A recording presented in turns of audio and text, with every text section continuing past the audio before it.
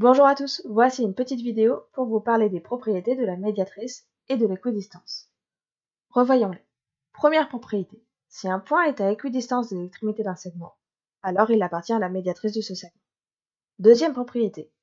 Si un point appartient à la médiatrice d'un segment, alors il est à équidistance des extrémités de ce segment. Faisons un exemple pour essayer de les utiliser.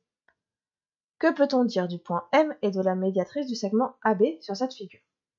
Je remarque que M est à équidistance de A et B, c'est-à-dire que la distance entre A et M et la distance entre M et B sont égales. Cela est donné en information grâce au codage que l'on voit sur la figure. Ça va donc être mon je sais que.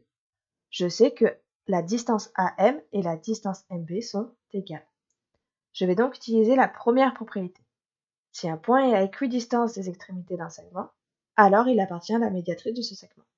Cela signifie donc que M appartient à la médiatrice du segment AB. C'est ma conclusion. Je peux même rajouter sur la figure la médiatrice du segment AB pour bien montrer qu'elle passe par M. On peut tout à fait faire ces rajouts à main levée. Cela peut nous aider pour la suite de l'exercice s'il y a d'autres questions. Deuxième exemple. Que peut-on dire des distances AM et MB? Je remarque sur la figure que le point M est sur la droite D et que cette droite D est perpendiculaire au segment AB et passe aussi au milieu du segment AB. Une droite qui passe au milieu d'un segment et qui lui est perpendiculaire, c'est ce qu'on appelle la médiatrice. Donc cela signifie que M appartient à la médiatrice de AB. C'est donc mon je sais que. Je sais que M appartient à la médiatrice de AB.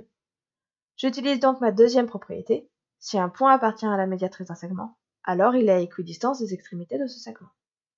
Cela signifie que M est à équidistance de A et de B. On peut écrire ça en disant que AM est égal à MB. J'ai répondu à ma question, je peux rajouter, si j'ai besoin pour la suite, sur la figure, des segments entre A et M et entre M et B, et faire un codage pour montrer qu'ils sont de la même distance. J'espère que tu as tout compris, n'hésite pas à revoir la vidéo si besoin, et à bientôt en classe.